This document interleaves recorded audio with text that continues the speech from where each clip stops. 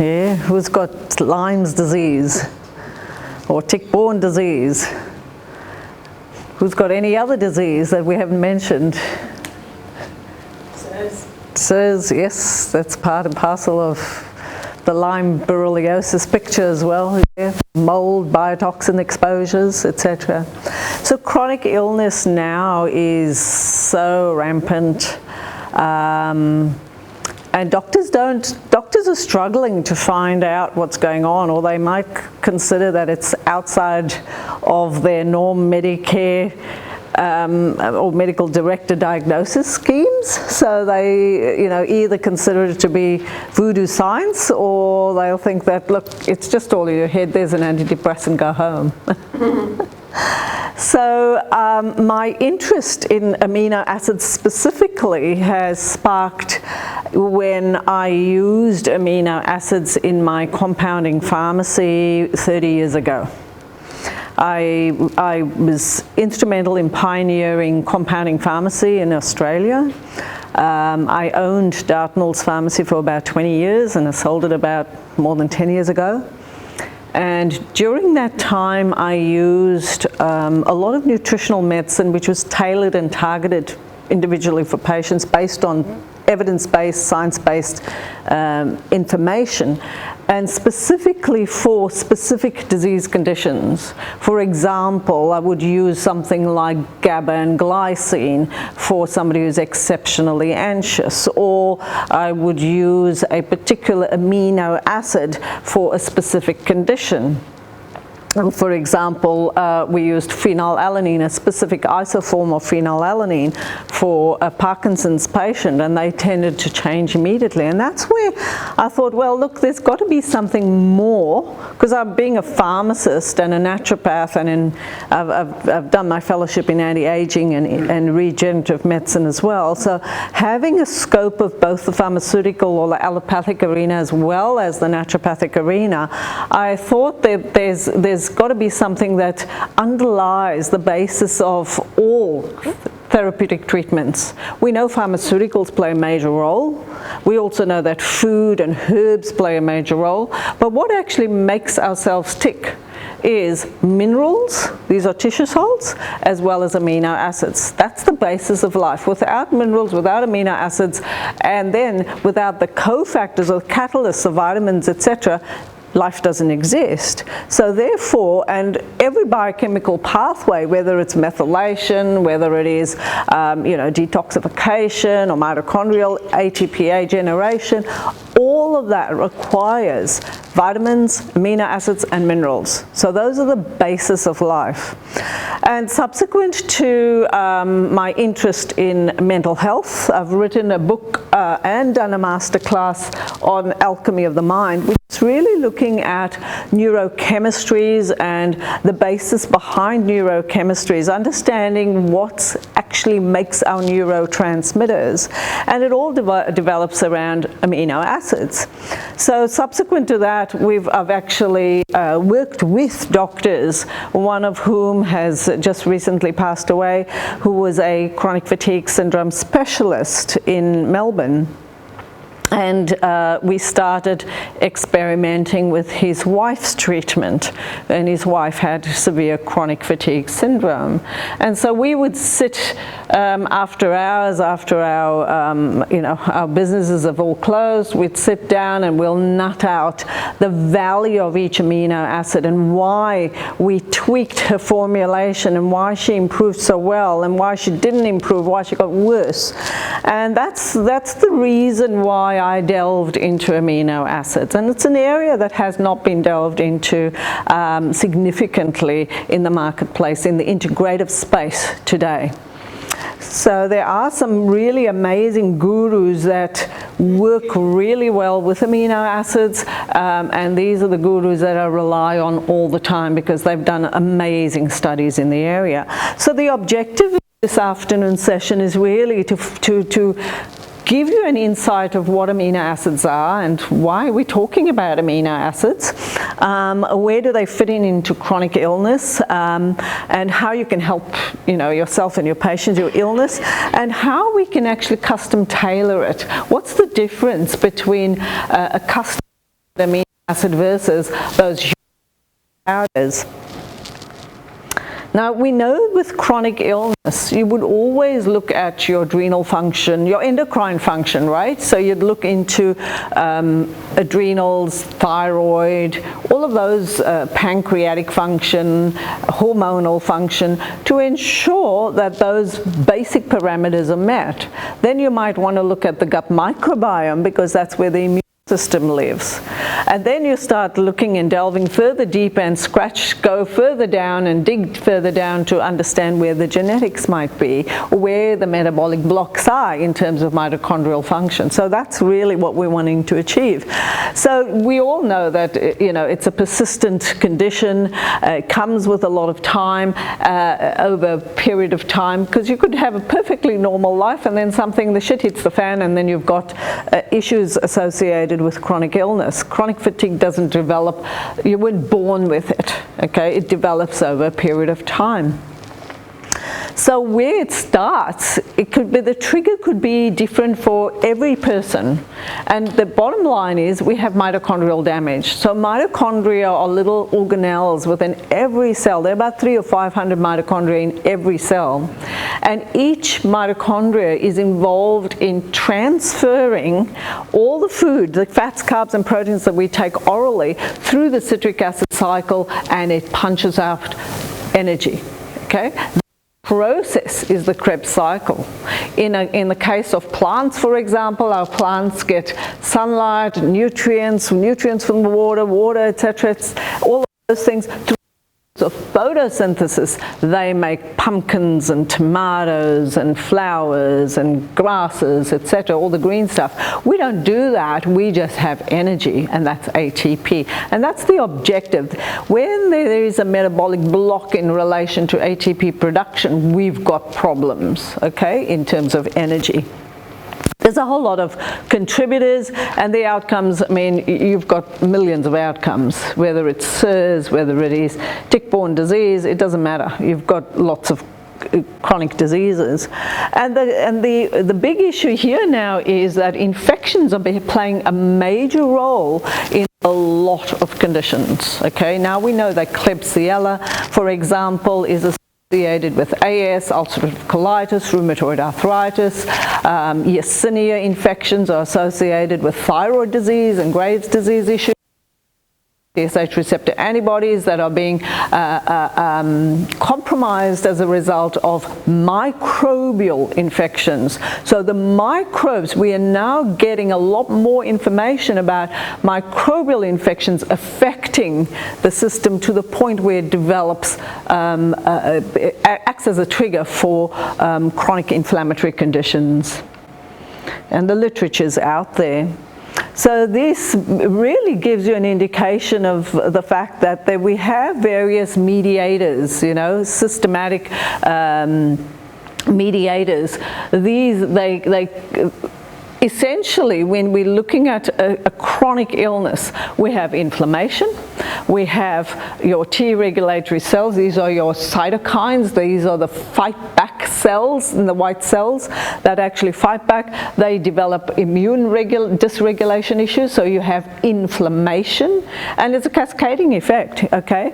And then you'll have oxidative stress and oxidative damage, so we have reactive oxygen species being aggravated, we have age glycosylation end products, or what we call AGEs, they develop, and they cause a cascade of inflammation. So the objective of these mediators, the systematic mediators, some of them are actually essential fatty acids like EPA, DHA. These actually have the capacity to drive down that inflammatory response.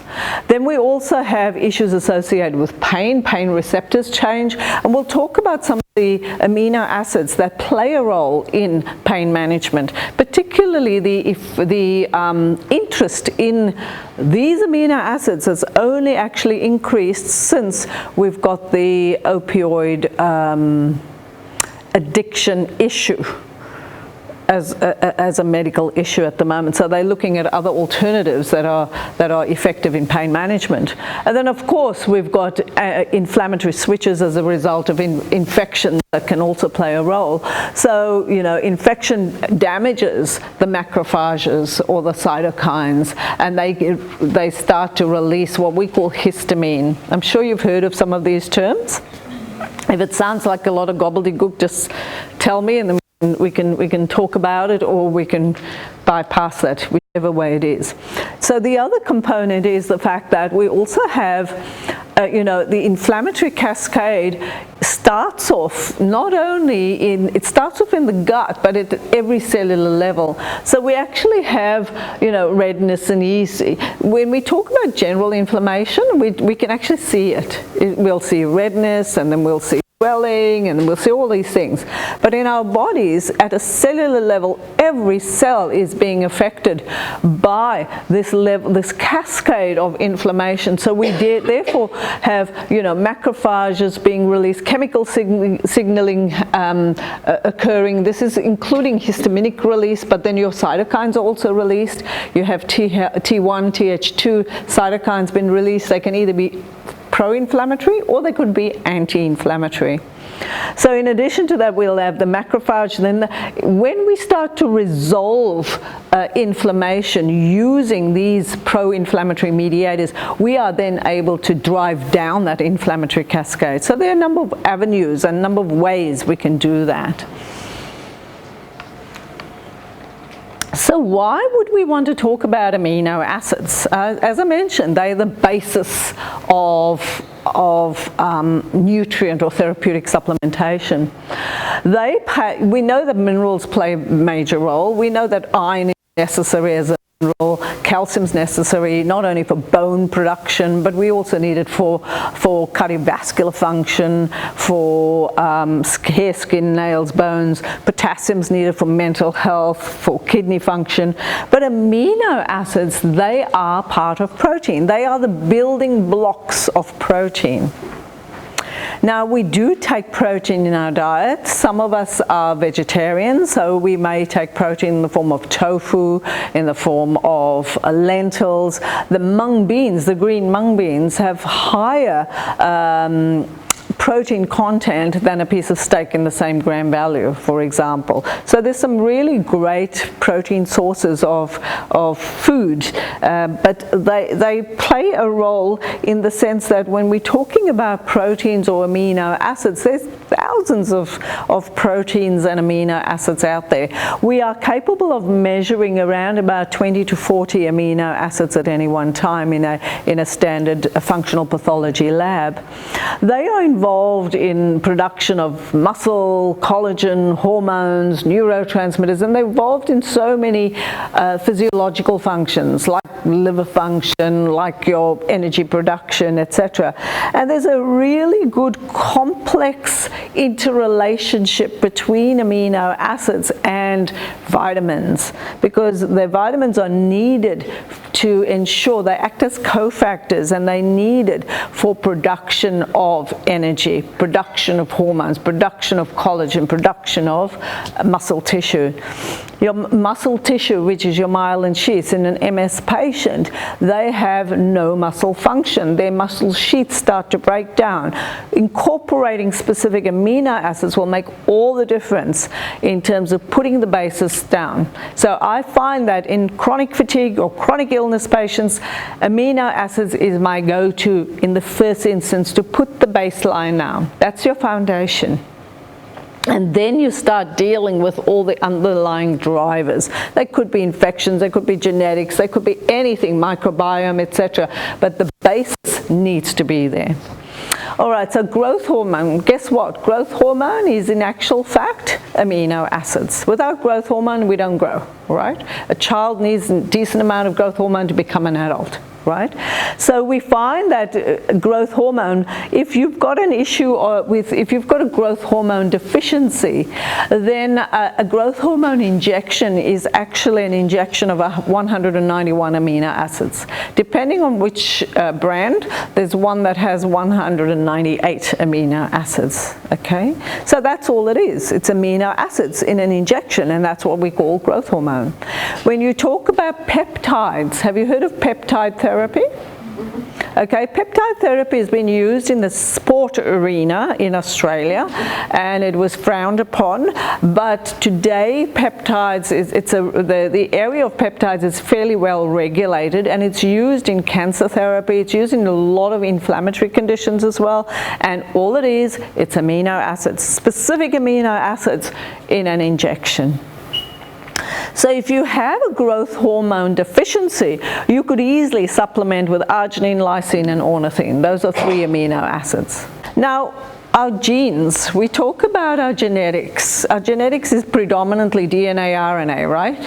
What is it made up of? It's made up of amino acids, adenine, thymine, guanosine, cytosine. That's the amino acids. And it depends on how our amino acids are folded and attached to each other, in which sequence they're attached, whether they're traveling in a clockwise or anti-clockwise fashion. That's called L or D form. This will depict our very own genetics, okay? So the area of genetics has grown a lot, but essentially they are nucleotides. They link together. DNA is made up of nucleotides, they're proteins, and basically they're amino acids. Now, amino acids can be classified in so many ways. Now, this is not a lecture about the physiology of amino acids or the materia medica on amino acids, because that's contained in what we call the online masterclass. But here we just want to give you really an overview, because without that overview, you think about amino acids or protein more like those big protein powders that bulk up muscle. And I want to be able to differentiate those big protein powders to what is therapeutically tailored for you. So there's a big difference between the two, okay? And I'll explain that. So you can classify amino acids. In the old days, we used to say, you get amino acids because it has to come from your diet. So they are called essential amino acids. Or if body makes it up itself, then it's non-essential amino acids. Or if the body can't, if the body's under stress or has chronic illness, then the body can't get it or can't make it from the diet. So you can't make it naturally. So then they have to actually get extra amino acids, and that's called conditionally essential. But now the study of amino acids has increased so much that we can now classify them based on their actions. So they could be glucogenic or ketogenic. They could be based on their charges. They could be basic or acidic or polar. They could even be aromatic, or they can have an alcohol hydroxy OH group at the end of it all, etc. So these are the various classifications. The amino acids are actually needed in every pathway in our body. There's not one physiological process that does not need amino acids. So for example, neurological, without tryptophan, we can't make serotonin. Or without glutamine, we can't make GABA, which is neurotransmitter. Without methionine, taurine, glycine, we can't detoxify our toxins. Without taurine, we can't get the heart pumping, and so forth and so on. So we need amino acids at every avenue. And they are needed for so many conditions. We need it for, like, insomnia. We can use something like glycine, serine, and ornithine. These are 3 amino acids. Anybody has a problem with sleep latency or sleep onset, they would need their tryptophan. Why? Because it makes melatonin. Right? Melatonin is the switch on, switch off switch. So it gets you off to sleep, that's sleep onset. But most people have a problem with sleep latency. So maintaining sleep is driven by GABA, a neurotransmitter. And to support that pathway, we need amino acids, ornithine, glycine, and serine. So those are 3 amino acids that will get you to sleep better. Okay? So amino acids can play such a vital role, and the good thing with amino acids, you take a Valium, you'll feel like a zombie the next day. In a month's time, you need 2 or 3 Valium to do the same effect. Okay? And the same applies to some of the herbal interventions, your hops, your passion fly, etc. Some people respond so well to them and others do not. So be aware at every level we can actually incorporate amino acids. Seizures is another thing. I had a patient, and I often refer to this because it's so profound to know that one amino acid can play such a vital role. I had a 14-year-old patient who came to see me with non-epileptic seizures. And she'd been to the neurologist, everything was fine, there's nothing wrong with you, go home, there's an antidepressant. She was on an antidepressant and she was not depressed. But the doctor had given an antidepressant thinking that it could be associated with stress in the domestic situation. She was given we did her neurotransmitters and we discovered that she was glutamate toxic. We started to strategize and treat her accordingly. And then she was fine, no more seizures. But soon after she felt good, she was going to go back to the gym. And at the gym, she was taking this particular protein powder. So it's quite innocuous. Everybody has a protein powder. She started off with the seizures again. And what in actual fact happened is that the particular protein powder that she was taking had a high level of glutamine. Now glutamine is the most abundant amino acid that is found in our body. We need glutamine to get our enterochromaffin cells working, our gut working, so that it maintains the gastrointestinal integrity and immunity within the lining of the gut and the mucus lining of the gut. That's what glutamine does. But in this particular patient, glutamine was not appropriate. And so in that particular patient, she then developed seizures. We took those, we then had a look at the protein, and there's different sources of protein have different content of amino acids. So that's when we discovered that, something as simple as an amino acid, which is vital, it's part of our diet, is so important in terms of changing the physiology. Low levels of amino acids can be found in all sorts of conditions, stress, depression, anorexia, and so forth. And high levels can be associated with some of those conditions, like migraine patients. They would be best staying away from histidine-containing foods because histamine is usually a trigger for migraines. And then there's a whole bunch of other areas as well. The symptoms of amino acid deficiencies are huge, including chronic illness. Now, I did make mention of the fact that amino acids can either be in the L form or a G form. So maybe you might be familiar with the fact that amino acids can either be dextrorotatory, so you might find something saying D-serine or L-serine or L-lysine or L-glutamine. Has everybody heard of the amino acid saying L something? Okay, all right. That means that it's levorotatory. In other words, the core structure, the molecular structure is rotating in a specific form. So it's a left, levo stands left, dextro is right, okay? So it's the way that they are spinning in the body. So all these little amino acids are actually spinning in our body. It's fantastic. So the deconfigurations are generally formed by bacteria. They're less common. Naturally, it's found in L form. And so if we've got tissue catabolism or it's manufactured synthetically, like D-serine, D-L-phenylalanine is one of the only. L-phenylalanine has no analgesic effects, whereas D-L-phenylalanine has pain-killing effects. Okay, so it's quite profound to know that we can actually use specific isomers of amino acids to have a specific therapeutic function. So those are the isomers, and they're all based on charges, etc. But we won't talk about the charges, and it's great to know that all our cells are charged. So we can manipulate the charges in our body. And so we use meditation, we use various forms of energetic healing.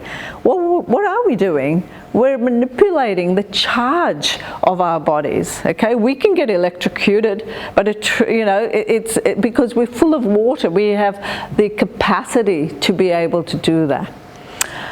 Now, there's so many various versions of analysis or classification of amino acids. We mentioned basic amino acids, etc. But then there's also the sulfuric amino acids. These are the ones that are predominantly sulfur-based, and they are needed for sulfation, which is it's a conjugation form of liver detoxification in our body. So we need methionine, cysteine, N-acetylcysteine. These are sulfur-containing amino acids that are needed for sulfation. Glucogenic, acidic, hydroxylated versions. So there's different versions, like lysine can become hydroxylysine, so they become hydroxylated. Proline can become hydroxylated. So they have different therapeutic actions. So as we mentioned, essential must come from the diet, conditionally essential when the patient's under stress, fever, illness, whatever, or under chemotherapeutic or using chemotherapy, then they cannot have to take it exogenously. And then obviously non-essential. So there's a number of them. But then there's also amino acid byproducts. These are toxic byproducts from amino acids. For example, picolinate, xanthurinates, kynurates. These are all amino acid byproducts. They can be either good for you or they can be bad. Like xanthurinate is a serotonin toxic agent. So if anybody's done an organic acids or an oats test in the past, you would know that xanthurinate is a toxic byproduct. Some people who have an SSRI, an antidepressant, for their depression. Some people feel happy as a little pixie, that's good. Some people get worse, they get suicidal. They then have the serotonin syndrome.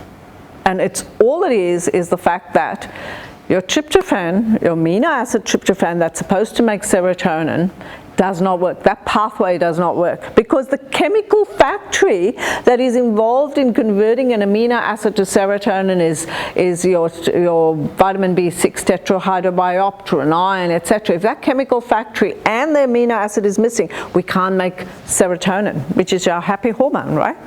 Okay? So if you're giving a patient SSRI, that chemical factory is not there, that SSRI is going to make really toxic agents, xanthurinates, picolinates, kynurates, quinolates, and that's your serotonin toxic metabolites. And that you can measure in a urine organic acid test. So that's when you see people who are using an SSRI getting worse. They feel like committing suicide because they're taking an antidepressant. It's not making them happy, it's making them worse. And that's one of the reasons why. So, I mean, these are things that we can actually see. So how does amino acid fit into chronic illness?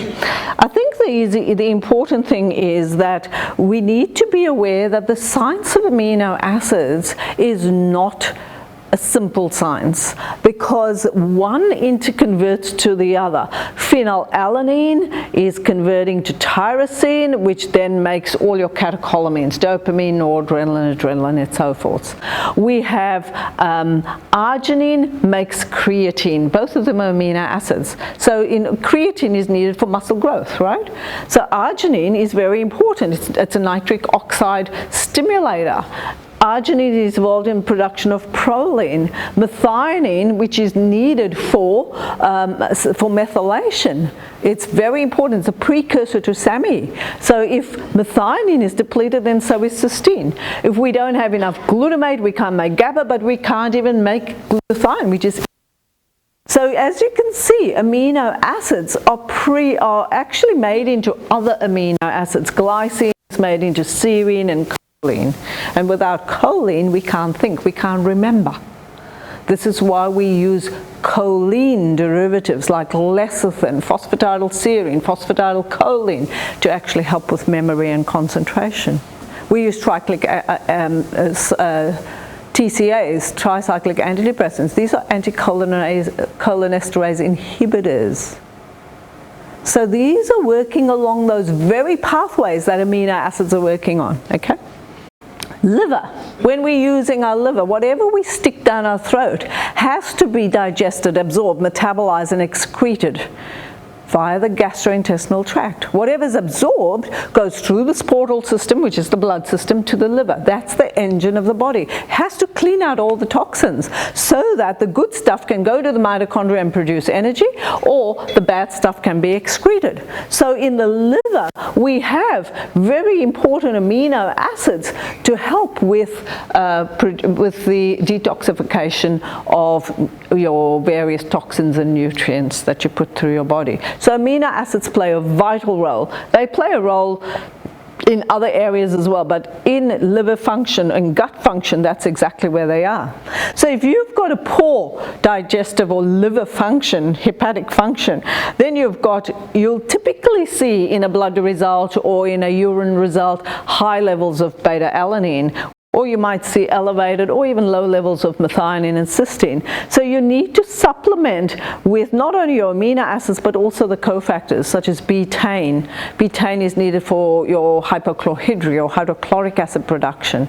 So if you have a poor digestion, you might be eating all the right proteins that your body is needing, and you think, well, why the hell am I still so tired? If you've got a problem with your digestive capacity, if you've got hypochlorhydria, has anybody heard of that term? All right? So your stomach releases amylase. Right? Your pancreas releases pancrease. Your gallbladder releases lipase. Those three enzymes are needed to break down carbs, protein, and fat simultaneously. Okay, we need lipase to break down fat. The parietal cells in the stomach also release hydrochloric acid. So if you throw up, you are going to throw up acid, right? And that is your hydrochloric acid is in the gut, in the parietal cells in the stomach, releasing to antisepticize the food that you're giving it before it gets broken down. That's the purpose of the hydrochloric acid. So we are often taking PPIs, proton pump inhibitors like Nexium and Losec and so forth. They are working on the basis of the fact that they are helping the indigestion. The published literature clearly states that nobody should be using these PPIs for more than 2 to 3 weeks. I know for a fact that all nursing home patients are on progressively increasing doses of them because they're all complaining of indigestion. The unfortunate thing is that they also drive down hydrochloric acid production. Literature clearly shows that. So these are people that are taking their foods and their gastric juices are not there, and they are now breaking down, they cannot break down the foods that they're taking on board. So see how important digestive function is in the case of amino acids, all of those things, okay? We also find that it's very important in the gut-brain barrier. In the gut barrier, it's very important to make sure that we have the right diversity of microbes. If the diversity is not there, then we've got a problem. Amino acids play a vital role in maintaining that diversity, including probiotics, etc. There's a whole lot of things. Saccharomyces boulardii will raise short-chain fatty acids. Things like partially hydrolyzed guar gum will rectify the immune integrity within the gut. So there's a number of ways we can do that. And there's a beautiful array of really great herbs and nutrients that can be used very effectively, not only as antibacterials or antifungals or antiparasitics. Nigella has been known to be very beneficial as an antimicrobial. Pomegranates, myrrh, and so forth. There are various herbs that will actually help with biofilm, like pomegranates. And then when we're looking at SIBO, small intestinal gastrointestinal bacterial overgrowth, we need to be mindful that these methanogenic bacteria are chomping on the sugars in the small intestine, and they are causing a whole host of bacterial infections, disrupting the biofilm in the gut. Okay? The biofilm is part of the immune integrity. So herbs such as oregano, philodendron will regulate the biofilm, will start to repair that, but at the same time, your methanogenic bacteria, we need to start driving them down as well. So, you know, there's a whole host of things that we can use, and that is evidence-based out there, that can be very useful to drive down some of the infections that we have. So if you're talking about amino acids, how can we use amino acids to actually help the gastrointestinal tract? If we've got digestive issues, carnitine and glutathione, they help clear the blood vessels of toxins and fats. To raise your acid levels, you can supplement with glutamine, histidine, and glycine. So combination, most often you would need a combination of those three at a dose of 3 grams. And that will help improve your digestion significantly, okay? Because that helps raise your hydrochloric acid levels. If you've got diverticulitis or colitis, tryptophan is actually slows down that sympathetic nervous system overload. So that would actually help together with histidine, glycine, and taurine. There's many, many millions of recipes that can be used for various conditions. I'll highlight some of them here in the session. Tryptophan and histidine are neuroinhibitors, right? They inhibit the nervous system. They slow down the sympathetic nervous system, so they're slowing down that peristalsis, and they stimulate the parasympathetic nervous system. So they pump blood to the small intestines to get things going, stimulating or normalizing your colonic movement. Glycine and taurine, they are inhibitory neurotransmitters, so they inhibit the excitatory actions of the nervous system. To low levels of methionine, glycine, glutathione, they can really be very useful in gastrointestinal function. So amino acids can play such a vital role. You need approximately anywhere between 3 and 5 grams of amino acids for therapeutic function on a daily basis. Okay? You never need to use it indefinitely because assuming your diet is really good and wholesome and healthy, you don't need to use amino acids indefinitely, unless you have an autoimmune condition like a severe autoimmune condition like MS, MND, etc. MND is a good one. I've just recently, not recently, during the course of this year, I recorded a podcast on MND. It's one that Peter promotes, your FX Medicine podcasts. Is everybody familiar with FX Medicine? Okay, it's a podcast series, and it's a really good series of speakers from all over the world. And I've done one on motor neuron disease, and all it is, it's really one of the postulated theories on MND, which is motor neuron disease. You're probably familiar with Stephen Hawking and MND. This particular condition is one of the postulated theories is a result of a toxin being ingested from the cycad tree. And this actually disrupts that glutaminergic pathway. So when we use prescription medicines like Riluzole is one of the ones. It's a glutamate antagonist, so it drives down glutamate, which is an amino acid. So we're using a drug to drive down glutamate toxicity. So be aware that, you know, amino acids are actually involved in causing and treating some of these conditions. So histidine is needed for digestion. Low histidine, we'll see impaired protein digestion. Low tryptophan, phenylalanine, and tyrosine is needed for hydrochloric acid.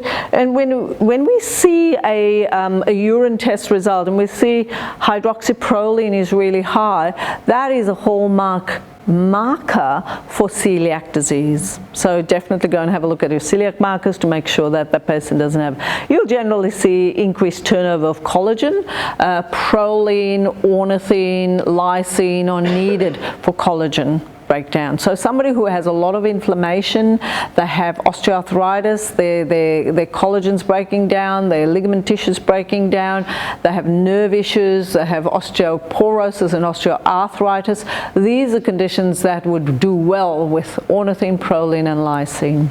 This year, remember I said to you, we are taking in fats, carbs and proteins. Why? Why are we doing that?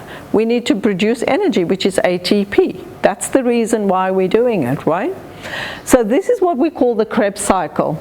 Just a quick graphical representation. Stage 1 is really what's happening in the gut. So we're taking this, we're digesting it, we're absorbing it, we're metabolizing it, we're excreting whatever's gone, and the good stuff is gone back into the bloodstream. It then goes via the liver and detoxifies, right? So some of it is excreted out through the urine or sweat, the rest is absorbed. When it's absorbed, it gets taken up by the mitochondria of every cell. It could be an eye cell, a bum cell, a heart cell, a muscle cell, it doesn't matter which cell. Every mitochondria will take on those nutrients in the form of acetyl-CoA. And acetyl-CoA goes through what we call the citric acid cycle to produce energy. Okay? That's what happens in our body on a minute-to-minute basis, second-to-second basis. Now, at every step of this particular pathway, we need specific vitamins, magnesium, manganese, etc. We need 4 molecules of NADH, which stands for nicotinamide adenosine dinucleotide, which is actually vitamin B3. We need 4 molecules of B3. We need 2 molecules of FAD, wherever it is, which is flavin adenosine dinucleotide, which is vitamin B2. So B3 is NAD and B2 is FAD. We need 20 molecules of magnesium to produce 1 molecule of ATP. So every time when you say we need various vitamins and minerals, this is where we get it from, our fruits and vegetables and so forth. But if we're lacking in those, we might need, and we have a chronic condition or we're in a lot of pain, the pain or the inflammation in our body is going to utilize all those nutrients, leaving you nutrient deficient. And that's the reason why you might need to supplement. Okay? See where the amino acids fit in. Glutamine, proline, glycine, histidine, methionine, valine, isoleucine, all of these amino acids are needed to make 1 molecule of ATP. So that's why we need our protein. We need our amino acids. And so this you can actually measure through what we call an organic acids test. It's a simple urine test. So if somebody is chronically fatigued, the first thing I would look at is I would look at the adrenals to make sure that the endocrine system's not affected. Okay, and if there is a issue associated with hormonal dysregulation, neurotransmitter dysfunction, etc., I'd look into that from a lab perspective. The other thing I would look at is organic acids. Why? Because I want to know where are the metabolic blocks in the production of energy. And the third thing I'd look at is your amino acids. All right, those 3 things are top of my range in terms of getting the basis right. Then I'd look into, well, what are the drivers? Was an exposure to an infection? Was there a major trauma event that had initiated this? Because usually you'll find that anybody that has a chronic illness, there's always a driver. There might be an infectious driver, there might be a whole lot of, everybody is exposed to infections, right? Everybody is. But some of our immune system are jacked up enough. 2 people could be living in a moldy house. One person would be chronically ill and the other one would be perfectly fine. There's nothing wrong with them, right? So the immune system needs to be jacked up enough. And so we need to find out what's causing it. That one person might have undergone a major trauma in their life. And so the brain utilizes all those nutrients to respond to that trauma, leaving the patient nutrient poor. So that's the organic acids. So just a couple of more recipes in terms of weight management. You can use tryptophan, histidine, glycine, taurine for weight loss. Phenylalanine is very good because it's a precursor to dopamine, and you know what dopamine does? It gives you this feeling of I need, I'm addicted to something, chocolate or whatever it is. So phenylalanine helps that dopamine pathway. Things like phenylalanine and tyrosine will help regulate the appetite. We need carnitine. Now, people who's been on a ketogenic diet, some people go so well with ketogenic diets. Other people are hopeless at it. They find it terrible. So the reason ketogenic diets are predominantly, I mean, it's a lovely, good, balanced diet, but it's got a lot of fat, and the fat we need. The problem lies is those fats need to be broken down to fatty acids. Let's just go back one. Those fats need to be broken down to fatty acids, right? Those fatty acids need to be taken up by the mitochondria, but the taxi is carnitine. If that taxi, which is carnitine and vitamin B2, is missing, then that fat is going to accumulate and store as lipid peroxisomes, leading to adiposity. Okay, we become fat. Okay, taking good fats in. So that's the reason some people feel nauseous, they feel sick, they get headachy, etc., getting on a ketogenic diet, or increasing their fat. So just be aware that, you know, putting these amino acids into the system plays such a vital role. To stimulate fat burn, ornithine and tryptophan is very useful. Okay, so the advantage of amino acids is that we can use them to help with various conditions, including, like, stimulation of the nitric oxide pathway with arginine. That stimulates blood flow to an area. Okay, so I don't know, I mean, this is not relevant to chronic illness, but, you know, I'm sure there was a formulation that I used to make up, which was called the Dream Cream, really, to stimulate blood flow to the gonads. So, you know, so it makes it, anything that'll stimulate vasodilatation will increase blood flow to the area. So something like arginine applied to the right spot can increase blood flow to an area and will stimulate you know, libido and sexual satisfaction. So a general formula for sexual health could be histidine, arginine, lysine, methionine, phenylalanine, tyrosine and carnitine. And there's reasoning behind each of these amino acids. Now, in mental health, amino acids are often the precursors to neurotransmitters. We need glutamine to make GABA and glutamic acid, or glutamate. We need lysine to make pepacolic acid, tryptophan to make serotonin and melatonin and so forth. So we need amino acids to make neurotransmitters, right? So often you will find that when we're using an SSRI, we're actually not filling up the tank. We're actually using an SSRI to stop that serotonin being reuptaken. That's what it stands for, a selective serotonin reuptake inhibitor. From one neuron to the next, serotonin, when you're sad, then the serotonin is just being fed back up again to the presynaptic cleft. There's nothing going down to the rest of the neurons, okay? There's no stimulation of those neurons. So when you're using an SSRI, you're just preventing that serotonin being reuptaken, and that's it. Have we filled the tank up? We haven't. That's the reason why you need to put your tryptophan and 5-hydroxytryptophan back in the system. So tryptophan is needed to make serotonin. We need a decent amount of iron, tetrahydrobiopterin. We need your B6 as well, P5P, which is B6. We need that to make our serotonin. So it's all very well when you're saying, you know, I've got the SADs. Put these things back in. Put in tryptophan, put in iron, put in vitamin B6, put in folate. You do that, you'd start to produce, you'll naturally produce more serotonin, okay?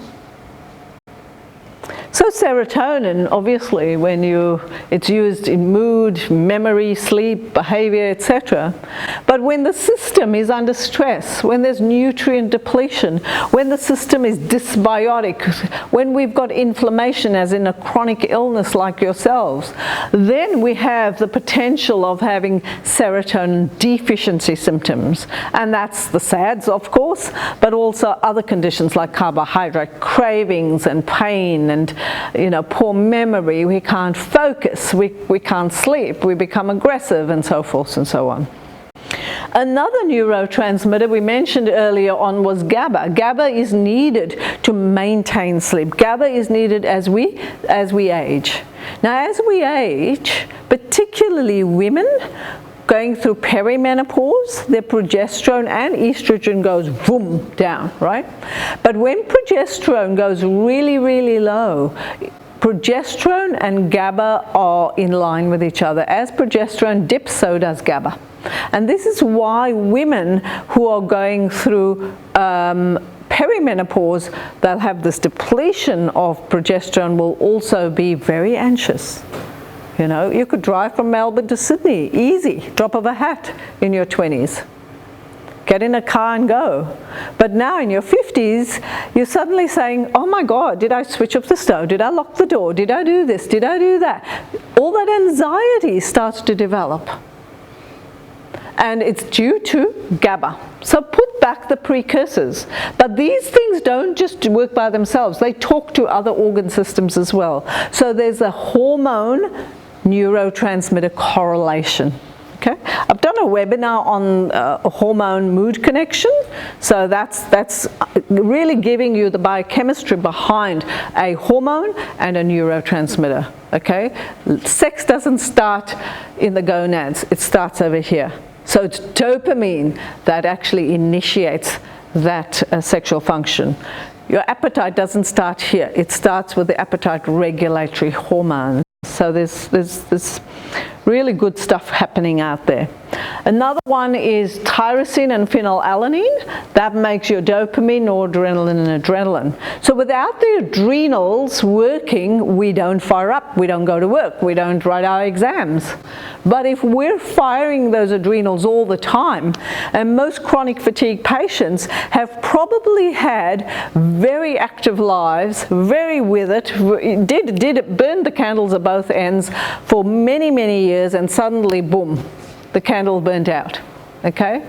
So what you've done is that elevation in cortisol from your adrenals had stimulated your adrenaline and noradrenaline in the brain to be released constantly until the adrenals burn out. Okay?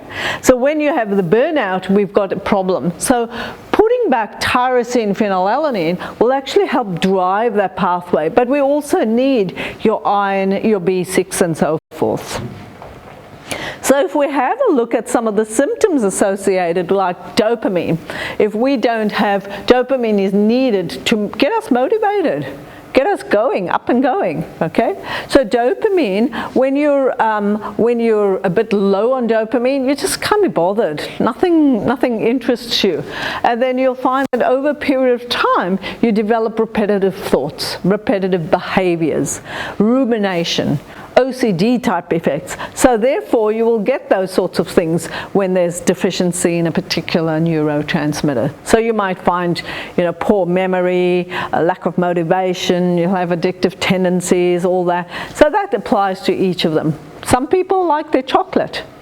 Some people like a little small block of chocolate.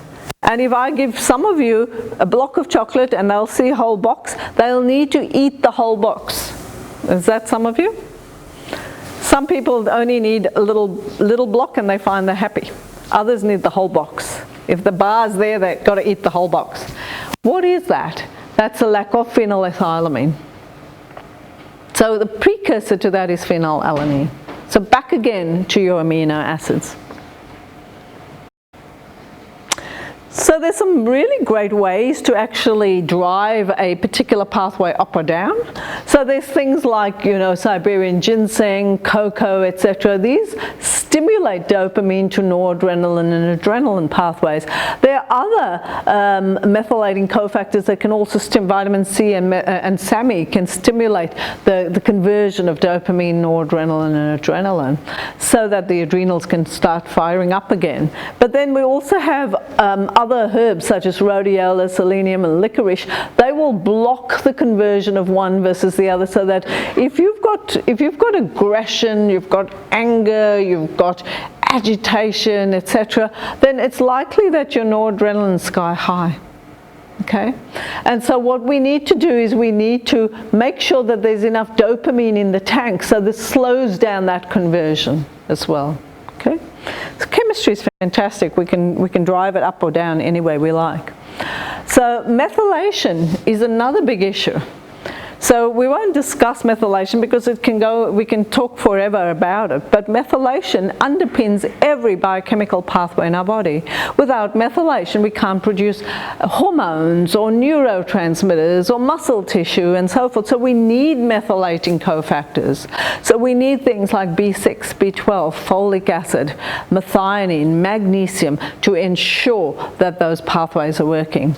So the amino acids that are needed for the folate pathway is predominantly serine.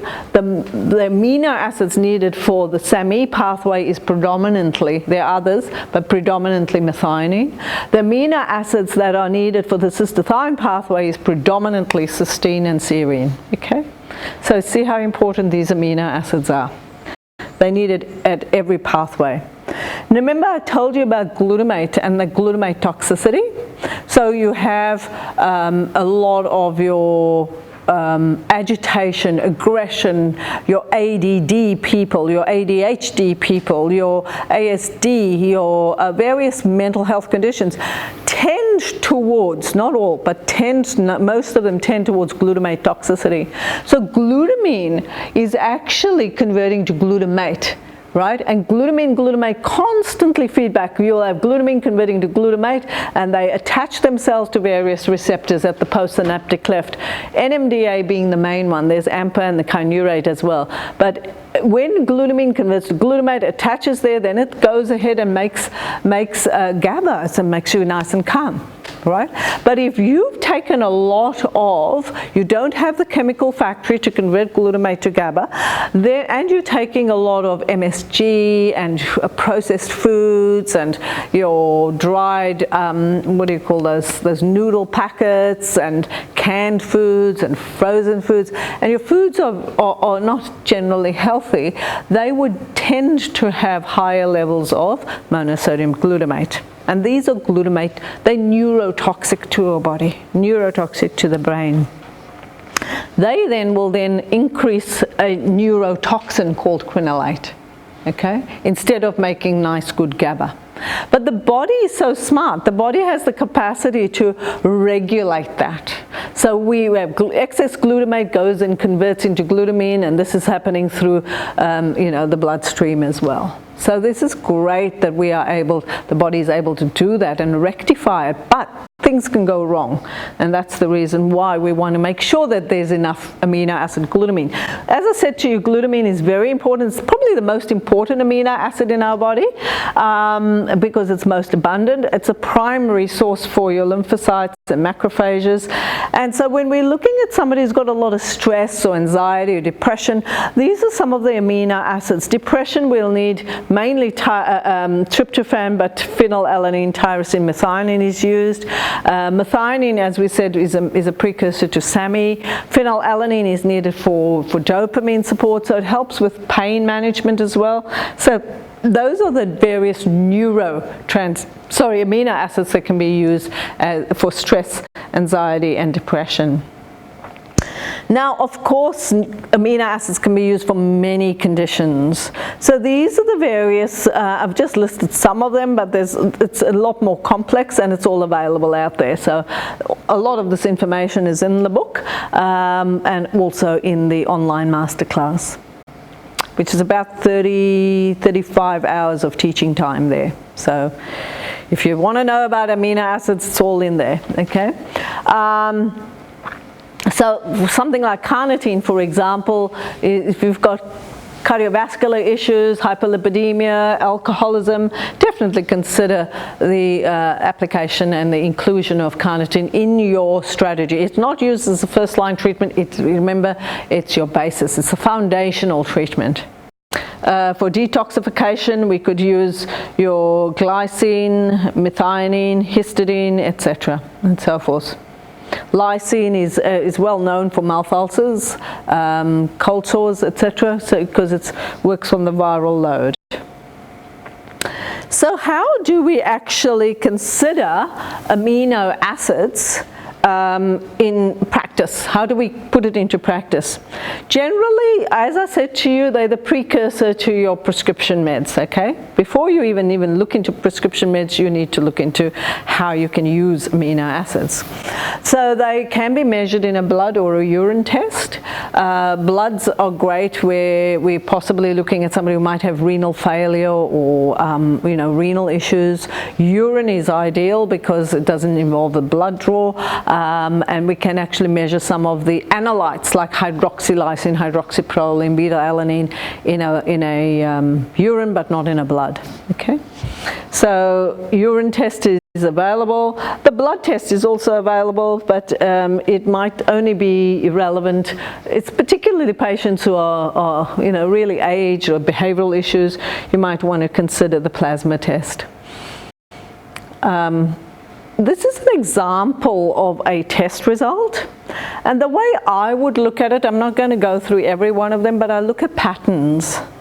So I know that glutamate, for example, as you can see, most of the amino acids, this is a chronic fatigue patient, by the way, is really, really low in most of the amino acids.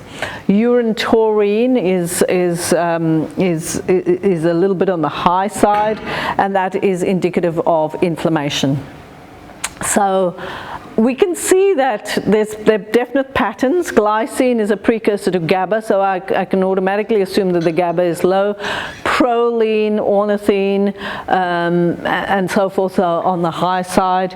On the low side. So, glutamate is high, so we can suspect that there is some level of acidosis if it's high. Low glutamine is associated with alcoholism or poor gut, because it's used in the gut integrity, so we might need to use prebiotics to help that along. Threonine is low, so that's associated with hypoglycemia, so there's glucose tolerance is not good. Valine, leucine, and isoleucine, these are branch chain amino acids. They needed for muscle function, so if valine is low, we will typically see very low muscle mass, right? Methionine is used for methylation. Histidine is used for folates, and so forth and so on. So we can go to town talking about that. And one of the ways that we actually, that's the interpretation very briefly, but essentially when you're looking at somebody who's got fatigue, you might want to use your branch chain amino acids such as isoleucine, leucine, and valine, but aspartic acid is particularly useful for fatigue. For adrenal insufficiency, you'll typically see low alanine and high ornithine. So definitely, besides your adrenal herbs, make sure that you're putting those amino acids back in. Dopamine, low dopamine is associated with low tyrosine and low phenylalanine. Low histidine, you'll see that will cause low histamine and glutamine because it's a precursor to glutamine as well. Methylation, the results showed low methionine, and that's associated with poor methylation. So there's such great ways that we can, the one test result can unravel so much in a patient. So when we definitely look at patterns, we see what's going on in the liver, what's going on in the nervous system, what's their load of their muscle function load like, and so forth, okay? But don't forget, we always will need the cofactors. They don't work on its own. So each of the amino acids can be, delve down. We can dig right deep into every single amino acid and talk endlessly about it. And this is the sort of information that you will find. So when you're customizing an amino acid, I look at amino acids different to what is available in those big, body pump up stuff, in that the commercial protein powders are big containers. They're usually really lovely to taste. They're adulterated with sweeteners and fillers and flavors, and they are usually in milligram strengths. The amino acids that we compound is based particularly on your results. So I've developed an algorithm which I've published in the online course, and that is actually used to actually produce a formula which is pure amino acids, no adulterants, so it doesn't taste wonderful, no color, so it's plain white, and so forth and so on. So it's just pure amino acids that you're grabbing there, okay? So, and then also when I look at an amino acid, I also look at a patient's health outcome, what's going on for them, is there a need for other things that are not being tested. For example, if there's a low GABA, we might want to put some L-theanine in it, or if there's a memory issue, we might need to put some inositol and so forth. Or if there's poor energy, we might add alpha-ketoglutarate. And so this is the way we tweak formulations as well. So we can customize the amino acids based on where they're at. So you could improve the sleep with serine, ornithine, glycine, and tryptophan. Very important to incorporate magnesium with the B group vitamins. So generally, when I do up an amino acid, I usually combine that with a magnesium and B group vitamin mix as well, because they are important for transamination of your amino acids. The amino acids don't get activated without those. And we generally get patients to take about 3 grams of amino acids twice a day with water, ideally with magnesium and B groups. And so you can use amino acids specifically for a therapeutic condition or for generalized use, okay? So with chronic patients, chronic fatigue patients, fibromyalgia patients, autoimmune disease patients, I would really put the foundational treatment back in first before I look at the drivers and start working on, is it a tick-borne disease, etc. I usually do the baseline first, because that gives them a good basis of actually restoring normal physiological levels as best we can before we actually address each of the drivers. So definitely focusing on the clinical picture of that patient. And cofactors are obviously very, very important. And then obviously your food, your amino acids, they come from food. So example, cysteine is found in meat, poultry, fish, grains, etc. And there's various foods that have various amino acids, okay? And that again is also found in the book. Isoleucine, leucine. Avocados are really rich in isoleucine as well as leucine, so they are very useful for you. And then methionine, phenylalanine, threonine, and so forth. My gurus are Erdman. I think he's deceased now, but he's what I had, the book that I have of his is more than 30 years old, and I rely on that quite often. But I apologize for the condition of this slide, but Dr. Borelli and can't remember the other one, can't read it so clearly there, but anyway, that is a great resource if ever you want to study a bit more about it, a brilliant resource. There's a lot of resources out there. And another one resource that you can have a look at is the alchemy of amino acids. Questions? I know this is like sort of beyond clinical intervention, but this is an area that forms the basis. You had a question? You mentioned blockages on the pathways. If there is a blockage, how you're going to figure out if those, like if you didn't put those necessary amino acids and cofactors, how you're going to know it's going to work if there's a blockage? if there is a blockage in a particular chemical pathway, how do we know that putting amino acids is going to make a difference? Well, we firstly got to identify where the blockage is. So how do we identify it? We'd usually identify it through functional pathology. General pathology has its limitations.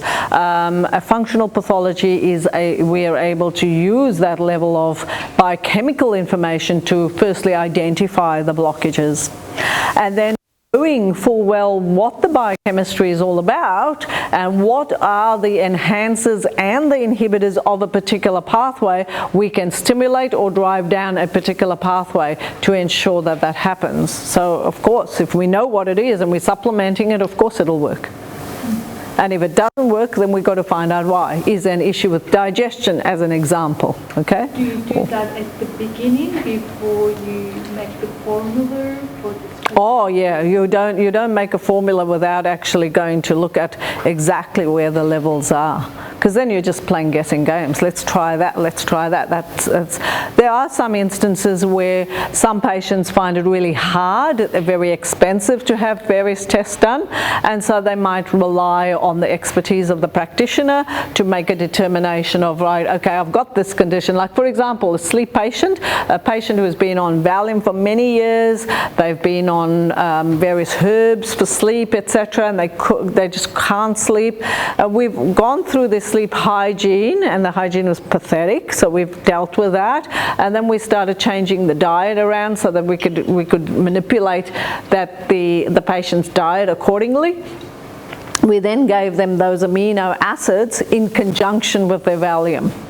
And the patient was then able to lower their Valium over a period of time and maintain the amino acids, and they've got no problem with it. But it's not only the amino acids, it's worrying about the sleep hygiene, making sure they're eating well, making sure they're exercising well in conjunction with the amino acids. Okay? I just Googled you. You work out of Blackburn. So yeah. In terms of, say, getting an appointment with you, how do you do that and what do you provide? Okay, I work for a functional pathology lab and I work at a clinic practice. Yep. So it's just a matter of actually booking a time with the clinic. Okay. And so you're just doing blood work first, or do you? Well, I wouldn't know what's going on with you. So look, you know, there might be, if their funds are unlimited, I would say, yes, let's go and get this test done. Unfortunately, all of these things are very expensive. Okay. So you've got to prioritize what is most clinically relevant, what is the most important thing for your condition at this time, what has already been done. You wouldn't be sitting here if none of this work has already been done, okay? So you probably have a whole dossier full of material that one can review, and then there are pieces of the puzzle that are missing, and those pieces of the puzzle that are missing is what we need to get further answers and dig deeper. Because often you would say, right, okay, I might be a CIRS patient or I might be a Lyme's patient. So you might have gone through the whole cholestyramine mopping up, you might have done the antimicrobials, you might now looking at regulating the endocrine system, and you're doing all of those things, and yet you're feeling like, okay, so therefore you need to actually find, okay, you're doing this particular protocol, this is the outcome, what are the pieces of the puzzle that are missing? Because remember, your condition is not an acute condition, it's not a sore toe that's going to change from red to yellow to whatever and then come back to where it is. It's not that. You've got a condition that's going to be there forever and a day unless you start changing and shifting some of these underlying issues. So you just book in and then you take care of it. That's the whole idea. Yes, yes. Is that right? That's right. Yes. Fantastic. Thank you. Yeah, yeah. Mm-hmm. With the methylation, if you've got the MTHFR, yes. Obviously you've got to be careful about which B vitamins you take or which form of the B vitamins. Exactly, yes. So how does that work in with the aminos and various other things? Right, so you need to take into consideration, firstly, you're taking food, right? All your vegetables, fruits and vegetables contain B group vitamins, and they are needed for your body, right? So don't harp on one specific pathway. You know that your body needs methylfolate, that's for sure, right? But then you only had a look at MTHFR. A lot of people come to me with the MTHFR gene mutation results only. You're only measuring one part. You don't know what's happening in the SAMI pathway, you don't know what's happening in the CBS pathway. So once you get the whole pathway, then you can actually work out what's going on, okay? Do you provide those tests, or do you look at Yes. tests? Yes, yes. I work for Nutripath Pathology. It's a company that's Melbourne based. So there's lots of other labs that do a lot of testing as well. So, you know, but it's very important to know exactly what are you testing, why you're testing. Is this the most cost-effective way, and is this most relevant for you?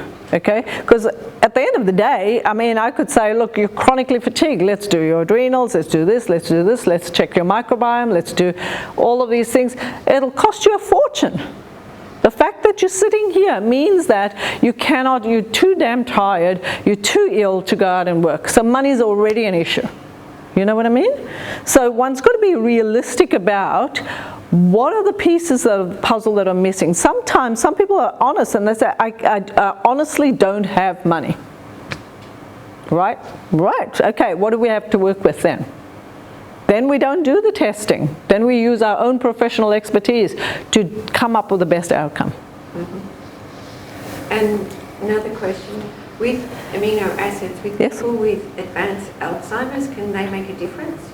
No, not with advanced Alzheimer's. Amino acids will definitely play a role, but obviously you've got amyloid plaque formation there that has been significant. So you need to stimulate brain-derived neurotropic factor, and that can be done quite easily through specific formulations in conjunction with other forms of therapy, neurotherapy and essential fatty acids and nootropics. Nootropics are like brain-stimulating agents that'll stimulate circulation and enhancement of reduction of that neuroinflammation. So yeah, so definitely it's amino acids. Think about amino acids as the foundation. That's a foundation. Everything else you're working on top of. So that's the reason why I use for chronic fatigue patients, fibromyalgia patients, and a lot of autoimmune patients, I make sure that the amino acid basis is there before I do anything else on top of it. One more. You mentioned the glutamate. I'm extremely allergic to MSG.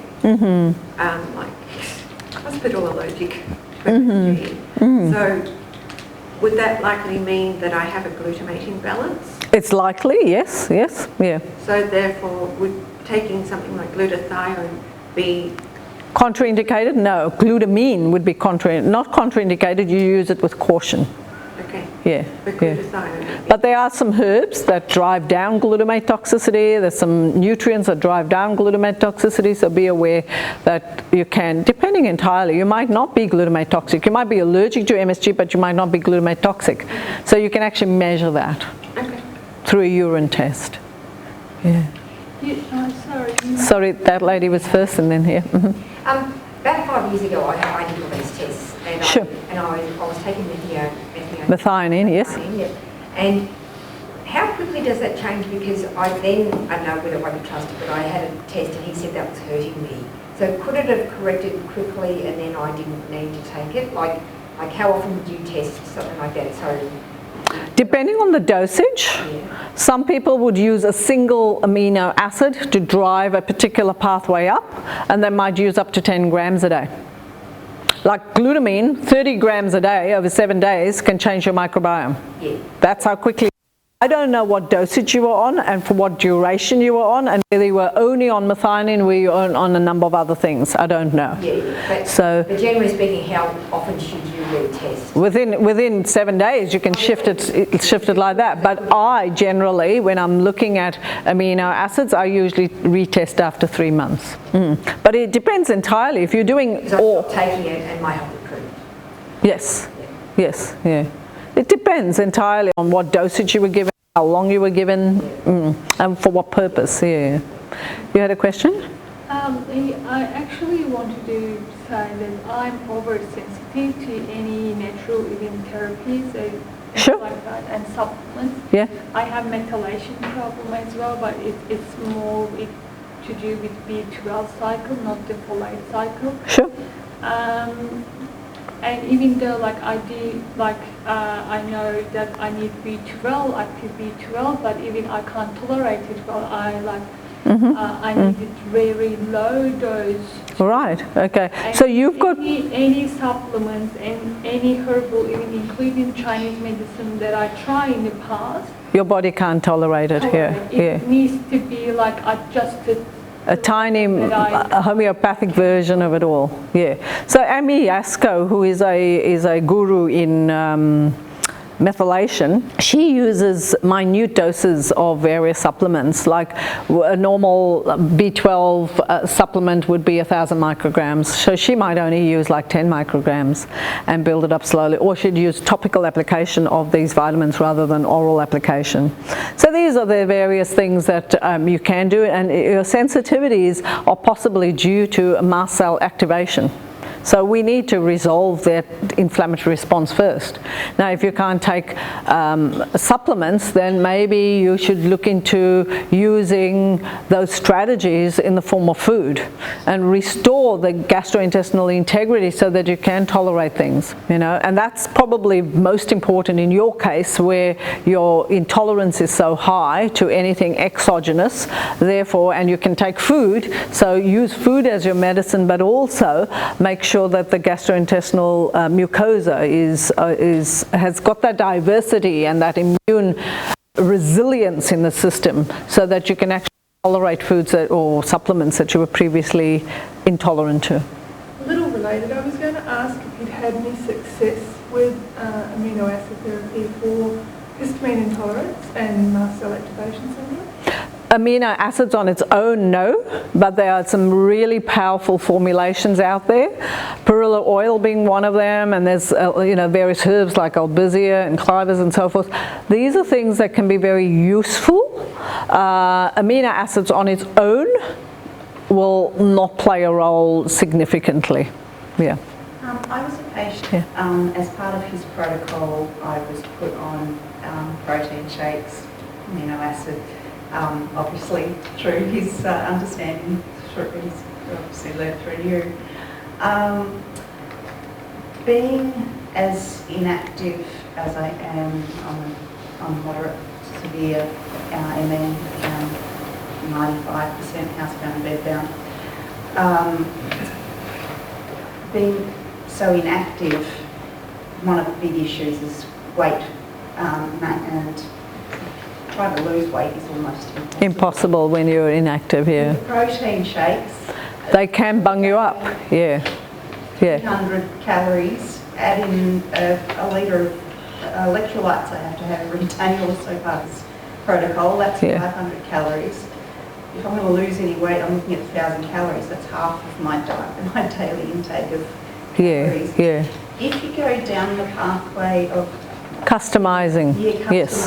do you then escape that other... Absolutely, yes. Okay.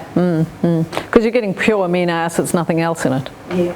Yeah, and it doesn't taste good, but it doesn't matter. Yeah. You could put it in a smoothie. You can put in a smoothie, you can put in anything you like, yeah.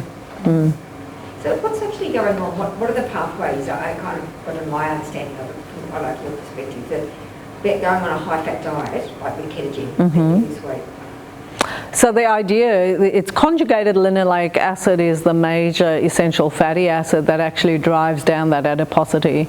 So in other words, the principles, I can't answer your question fully, but I will tell you that high fat, and these are not talking about, I'm talking about the good fats, they will actually drive down the glucogenic pathways so that it does, your glucose is then utilized as energy rather than stored as fat. And so fat used for energy is much more efficacious than carbohydrates used for energy, because our forefathers used fat for energy, not sugar for energy. Sugar is only in the last couple of centuries, but prior to that there was no such thing as sugar. Sugar was contained within the fruits and vegetables that was available. So we've gone through this mindset of low-fat diet for the last few decades, and we eliminated all those fats, and by so doing we stripped our neurons of all those myelin sheaths that need to have the oils in the body. The oil is absolutely essential, but it's the balance that we need. Without Ayurvedic medicine, we become Vata. The dosha is called Vata dominant, which means drying out. So drying out of the colon is constipation. Drying out of the bones is osteoporosis. Of the synovial fluid is osteoarthritis. Of the nerve sheaths is trigeminal neuralgia or Alzheimer's or whatever. Drying out what is meant to happen. So we need to put back the good oils into the system. So like when you have your coffee, have a coconut oil in it and your cream in it, and then do a bulletproof coffee, and really stimulating the sulfhydryl groups in the gut by, it's the same principle as the coffee enemas. So that's what you're doing. You're stimulating sulfation in the pathway so that you can actually stimulate, and the good oils are actually, the monosaturated oils are actually stimulating that anti-inflammatory response. So they become mediators, anti-inflammatory mediators. Because about 3 years ago or 4 years, I started having the bulletproof coffee in the morning. Sure. And my enzymes, my liver enzymes, AST and ALT, were sky high. Yes. And within about a month of me having the high fat, my liver enzymes. It has to adjust. And as I said to you, the amino carnitine is absolutely essential, where you see your liver, it doesn't know what to do, so it needs that tackle, that fatty acid. Of course, medications can do that. Yeah.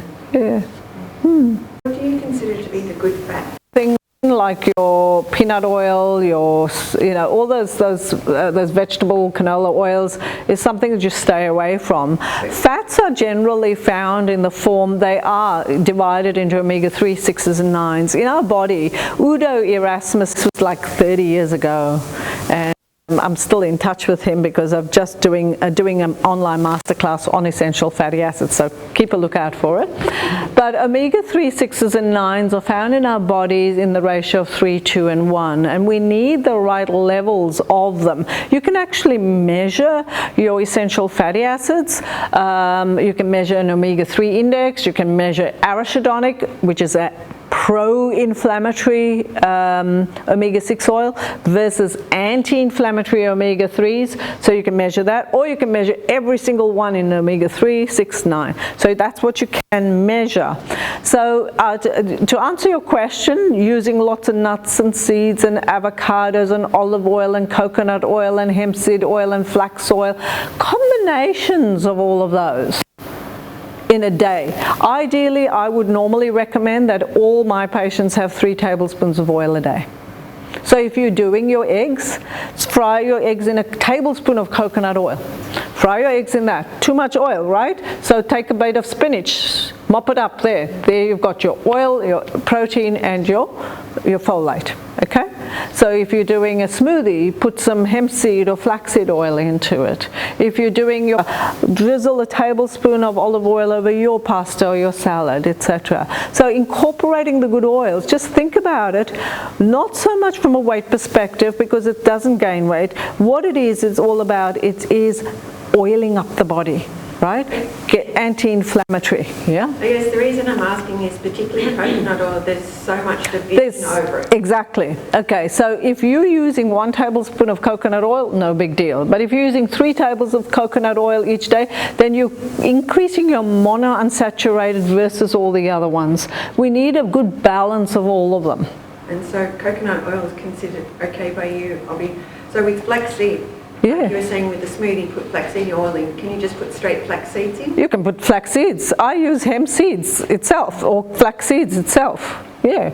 And things like chia seeds. Absolutely. A lot of these things contain, a lot of our foods contain some of these essential fatty acids as well as amino acids. So use your food as your medicine. And following on from that, like the capriolic acid, the C6. Caprylic acid, yes. And Oleic acid. and then the Lauric acid. And then the C8, which is like your MTC oil. Yes. What I try to do is I use C8 in one of the coffee drinks I have, and then I might Sure. have another drink later on in the day and use the MTC oil. MTC oil, Yeah. different oils. Is that Yeah, MTC is just a liquefied version of coconut oil. a variety? Yeah. I mean, you be balanced about what you're taking on, rather than saying like, is water good for me? Is ionized water good for me? Alkaline water good for me? Tap water, bottled water? Like, I mean, you can go to town discussing every pathway, but don't go and do too much of one thing. Just be balanced about, you know that your body needs these good oils, so put them back and use a variety of them.